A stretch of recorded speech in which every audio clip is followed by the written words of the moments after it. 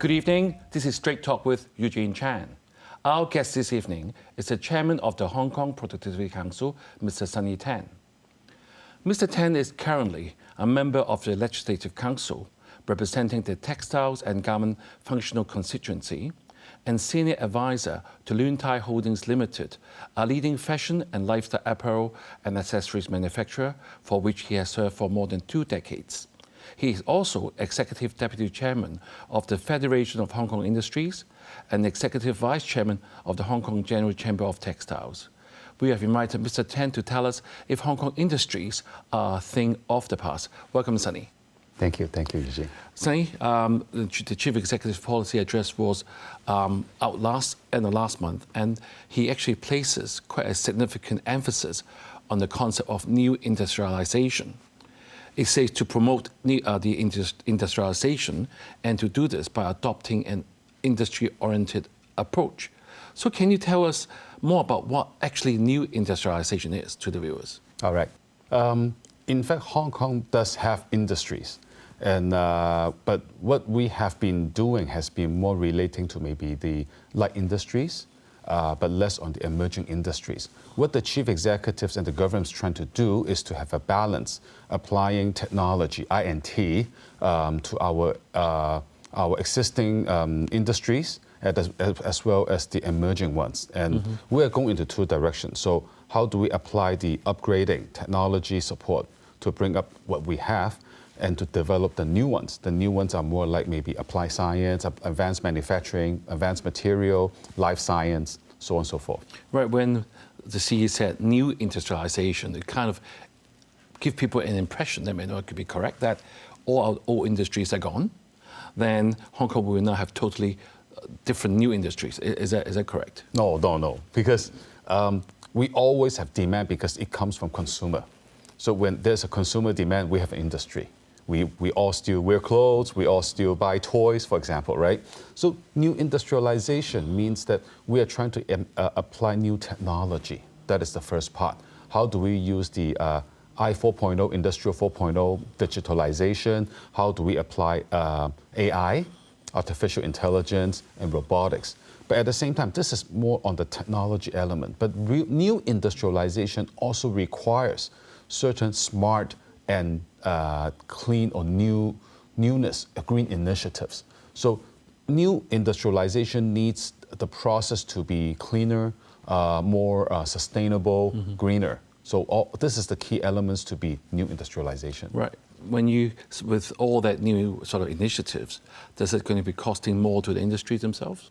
I think the key is how do we apply technology to bring up the efficiency? All right. Right. For example, how do we use robotics to replace our workers? But we use fewer workers, but we make the workers to be more productive, as an example. Right. They also use the term called an industry-oriented approach. What exactly is that? I think different major industries will have different requirements when it comes to the type of technologies that's required. The traditional industry may require more on the automation in different process, in service process, as well as in the production process. But on the emerging side, that may require a lot more sophisticated production lines. So it's a little bit different from one to the other. Right. When you're saying they're using technology to help it to be more productive, I think inevitably some of the old industries may be sort of surpassed, or there could be new ones, what we call revitalized. Can you give us some examples?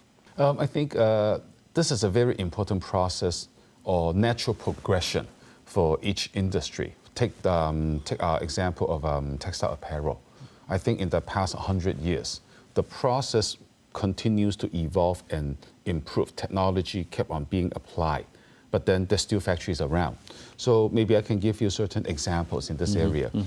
In Hong Kong, recently government funded through a reindustrialization fund to support a new factory being set up with production line in making what we call whole garment sweaters. If you imagine, sweaters before, you knit each panel and then you sew it together. Right. But now it's one piece of garment comes straight from one machine, fully automatic.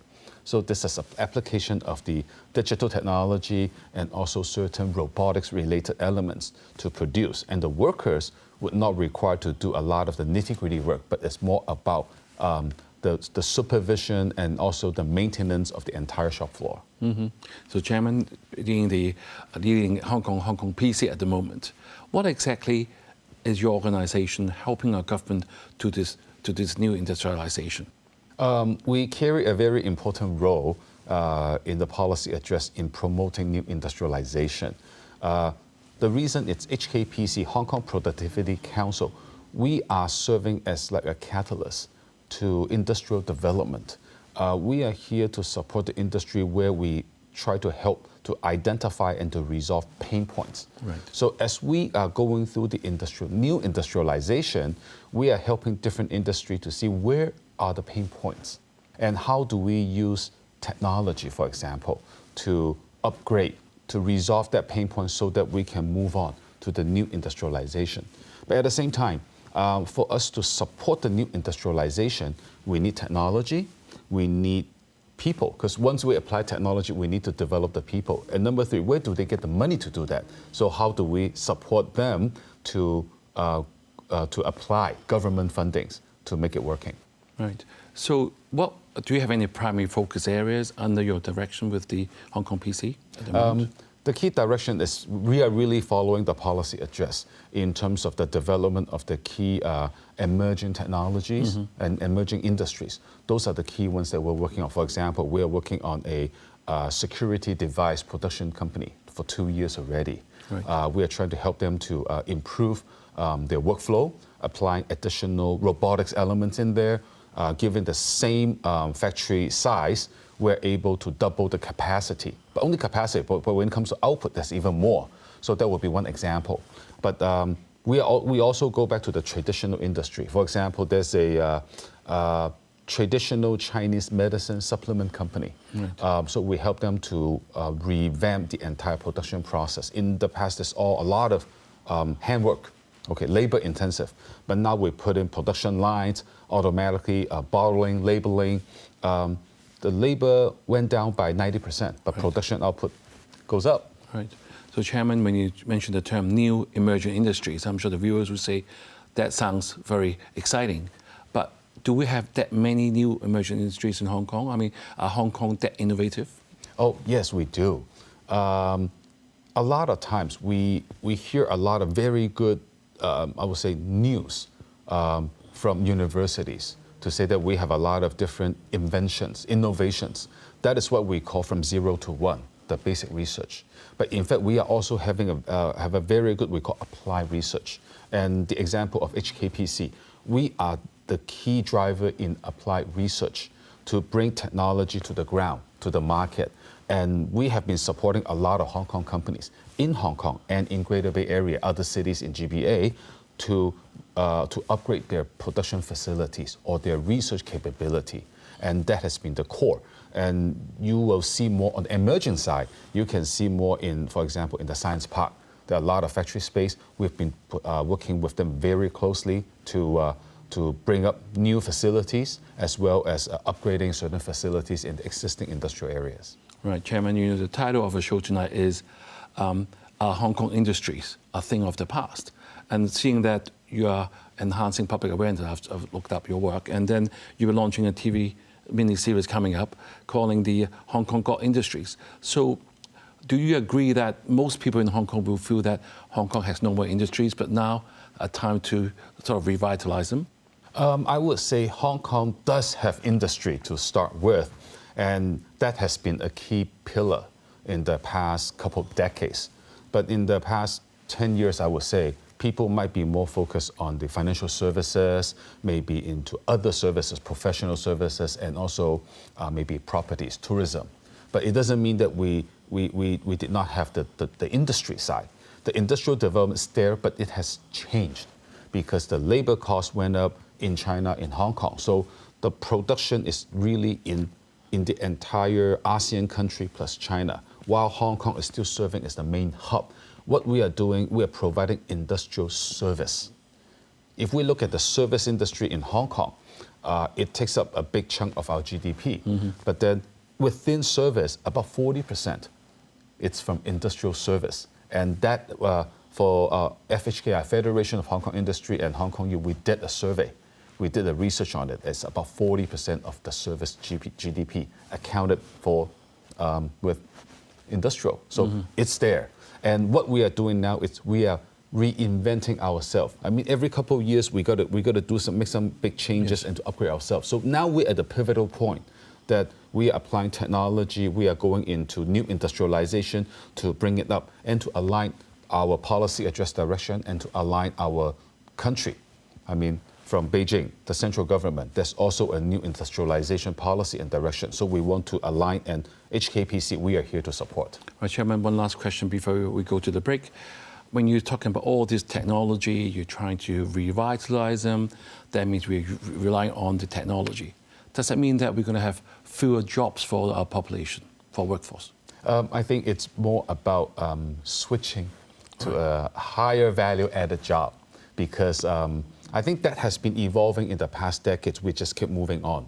So we need to re-skill our labor force to enable them to carry a new job. All right, let's take a break now. And viewers, stay tuned. We will be right back. Thank you for staying with us. And we have Mr. Sunny Tan on the show this evening. And he has been talking to us about the new industrialization initiatives in Hong Kong. So, Chairman, in the first half, you have told us, firstly, the industries in Hong Kong are still well and alive.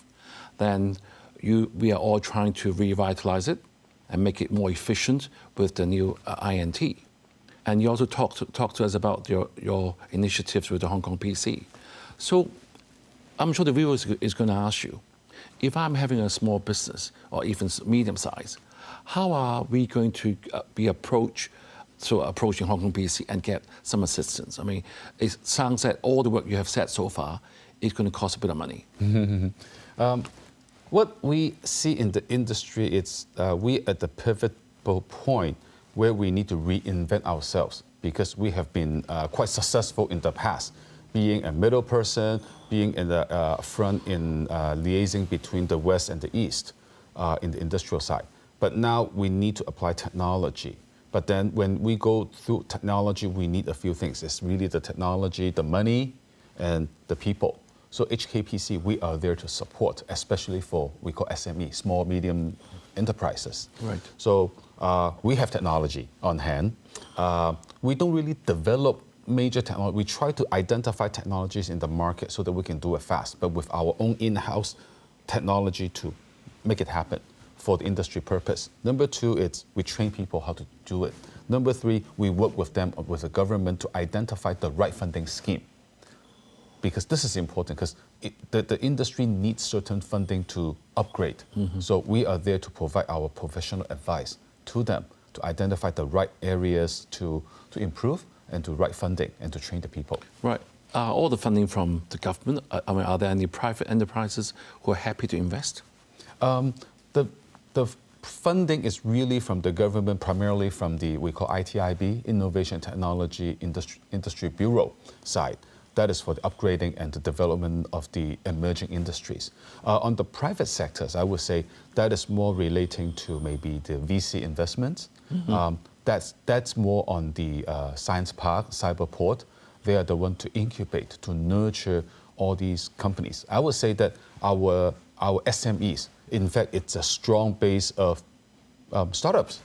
Think about it. We don't necessarily need to term only a technology company, a small company called startups. Hong Kong, all these SMEs, we have a big pool of startups waiting to be developed. So we are here to support our SMEs, and hopefully we will see more and more very, very competitive companies coming from this new era. Right. Since we're talking about all this new INT, I mean, the term digital economy does come up a lot in the media recently. Maybe you can tell us, from your understanding, what it is and how developed do you think Hong Kong's digital economy is currently? I would say digital economy, it's evolving and evolving very, very quickly. When we look at how China, our motherland, has been developing really straight from the consumer side down to the institutional side, banking, it's all digitalized. And in Hong Kong, I think we're a little bit behind, but we are really playing a very strong catch-up. First, start with the government. The government has been working on the smart city plan, working on the I'm Smart. All these are infrastructure that is required to make the digitalization working. And we as HKPC, we have been trying to be the middle person to facilitate all these processes.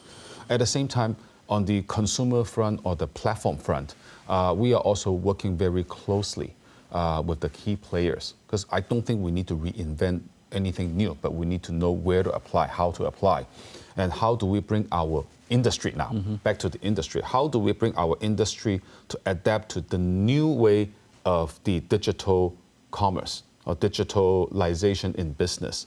Because the digitalization has been fundamentally changing how a consumer goes in shop. Okay, it could be a consumer individual or even a business when it goes into making a purchase or procurement. So it gives an opportunity to us, because as an industry, as a factory in the past, we are trying to sell to a brand, to a reseller, eventually selling to the consumer. But now being in a factory, we have the ability and opportunity to use digitalization, e-commerce, to go straight to the customer. Look into now all these e-commerce business, let's look into the live stream, okay? It's really shortening all these inefficiency in the supply chain and allow us as a factory, as industry, to be more competitive than before. But it requires certain change and technology upgrade. Right, Chairman, that sounds like basically Hong Kong PC is really promoting this kind of digital economy. And what do industries need to do to be able to be part of this digital economy? I mean, it sounds very exciting. Sounds like that's the future. What can they do? HKPC is with our name, productivity. So we try to help everybody to improve their productivity. And when it comes to all the factories or the industry players, I think we need to have the right mindset. The industry will continue to evolve and improve. So we need to have the mindset to adopt technology, to adopt the new way of doing business. It will not go back, it will only go forward. So by being proactive in trying new technology, applying something new, also engaging the youth, okay? Hire our young people, very talented people in Hong Kong, bring them in and work with them, to be honest, learn from them. And then with the technology and the government support, I think that's the way to go. Right, since you're talking about all this new way forward, and AI is another term that we often hear. I will use the word prominent topic in the society recently, especially with the introduction of the advanced language models like ChatGPT. So what is the current state of the AI industry in Hong Kong from your view as well?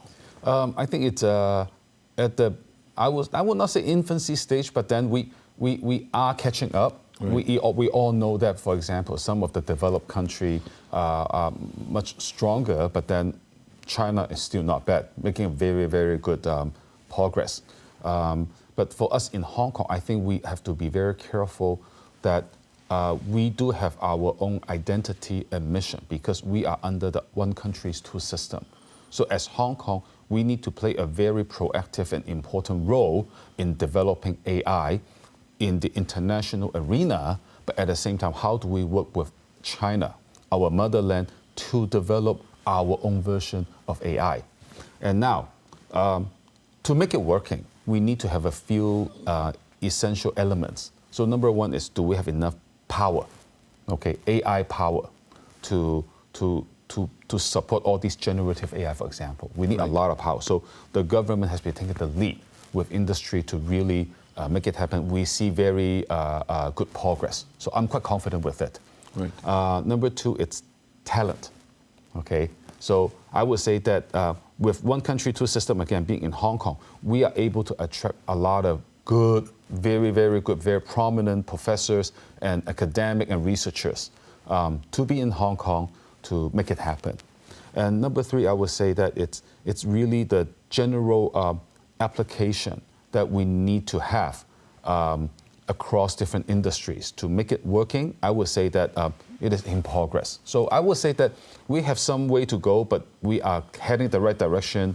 We have full government support, and I'm seeing in a very, very positive way. Right. Just now you have listed out the major challenges the AI industries are facing. And if Hong Kong is going to be an I&T hub under the 14th five-year plan, so it looks like we have to move in that direction for sure. So how is Hong Kong PC, under your leadership, going to assist that? I mean, there are other players in the field, but I'm sure having productivity, as you rightly said so, is the right body to increase our productivity. So how will you lead our association in doing that? Definitely, it's very, very important for us. What we do, we call it the industrial AI. Because it could be individual using a ChatGPT, but then industrial AI is what we use in terms of how we gather all the big data to make the right decision along the manufacturing process, production process. For example, how do we use AI to estimate the demand so that we work on the right level of inventory at different level, from raw material all down to the finished goods? How do we use AI to identify consumer demand? How do we use AI to work on all the production process to go through to have it right optimization? One very simple example, right? I have some raw materials and I have some trucks. How do I make the right delivery to the right factory at the right time with the lowest cost? I need a lot of data. True. So all these AI implementing into industrial side is something that we need to support our industries to make it more efficient. The problem now is a lot of companies might not think AI is suitable for them because they are not that big. So we are here to develop and identify the right module, right software applications for them to use at the right cost. And if needed, we try to work with the government to give them some financial support to make it working. Right, Chairman, I'm afraid we all have to leave it there. And thank you, Sunny, for updating us with all the latest developments in this area. It is good to know that Hong Kong industries are far from being a thing of the past, and in fact, are an important part of Hong Kong's future. We certainly look forward to further developments in this field. Allow me to share a quote from Fei Li, a scientist. If our era is the next industrial revolution, as many claim, AI is surely one of its driving forces. Have a good evening and see you next week.